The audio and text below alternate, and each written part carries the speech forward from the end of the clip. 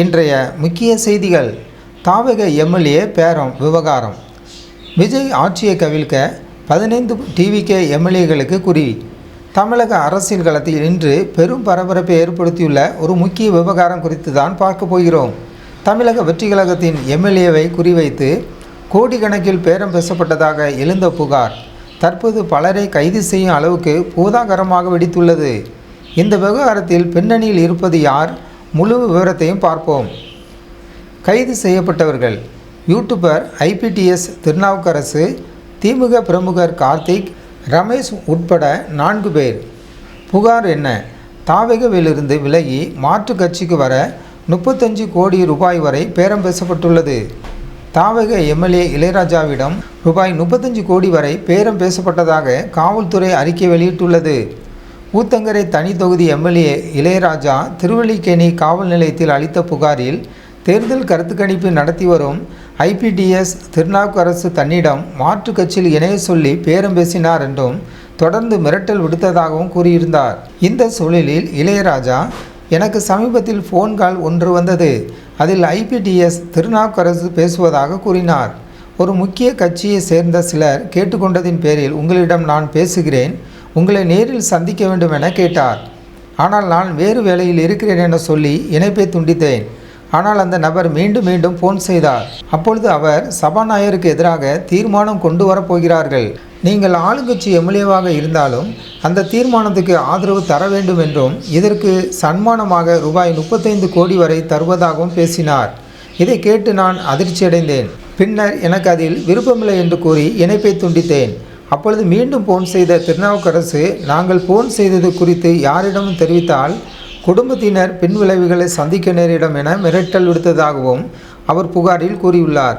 மேலும் இந்த விவகாரத்தில் செந்தில் பாலாஜி மற்றும் அவரது சகோதரர் அசோக்குமாருக்கு தொடர்பு இருப்பதாகவும் அவரது புகாரில் கூறியுள்ளார். இதையடுத்துதான் சென்னை காவல் ஆணையரிடம் எடுத்த புகாரின் பேரில்தான் வழக்கு பதிவு செய்யப்பட்டு அரும்பாக்கத்தை சேர்ந்த திருநாவுக்கரசு, திருச்சியை சேர்ந்த நரேஷ், மேடவாக்கத்தை சேர்ந்த தியாகராஜன், கார்த்திக் ஆகிய 4 பேரை போலீசார் கைது செய்துள்ளனர். மேலும் முன்னாள் திமுக அமைச்சர் செந்தில் பாலாஜிக்கு நெருக்கமானவர்களும் அவரது அலுவலக பணியாளர்களுமான ரமேஷ் மற்றும் கார்த்திக் ஆகிய இருவரையும் கரூரில் கைது செய்து சென்னை அழைத்து வந்து விசாரணை நடத்துவதாகவும் போலீசார் தெரிவித்துள்ளனர். கைது செய்யப்பட்ட நரேஷ் மற்றும் தியாகராஜன் ஆகியோரை செந்தில் பாலாஜியின் சகோதரர் அசோக்குமார் சென்னையில் சந்தித்து பேசியதாகவும் அவர்தான் தாவேக எம்எல்ஏக்களிடம் பேரம் பேசுமாறு கூறியதாகவும் சென்னை காவல்துறை அளித்த அறிக்கையில் கூறப்பட்டுள்ளது. மேலும் எம்எல்ஏ இளையராஜா மட்டுமின்றி மேலும் சில தாவேக எம்எல்ஏக்களிடம் இவர்கள் பேரத்தில் ஈடுபட்டார்கள் சென்னை காவல்துறை தெரிவித்துள்ளது.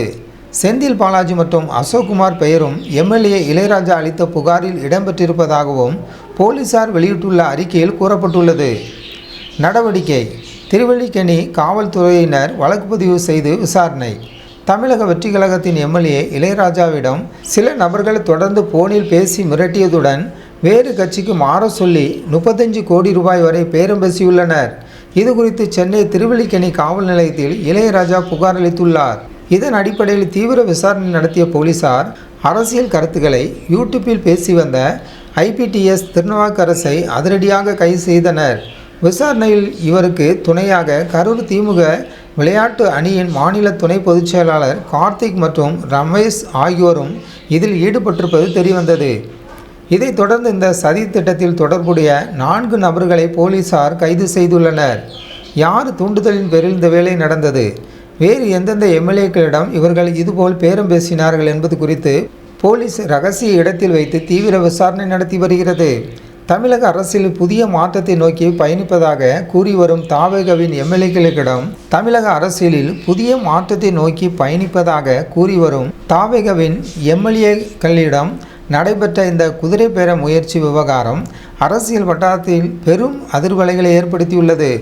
இந்த விசாரணையில் அடுத்து என்னென்ன திடுக்கிடும் தகவல்கள் வெளியாகப் போகிறது என்பதை பொறுத்திருந்துதான் பார்க்க வேண்டும். இந்த செய்தி குறித்து உங்கள் கருத்துக்களை கமெண்ட் பாக்ஸில் பதிவிடுங்கள்.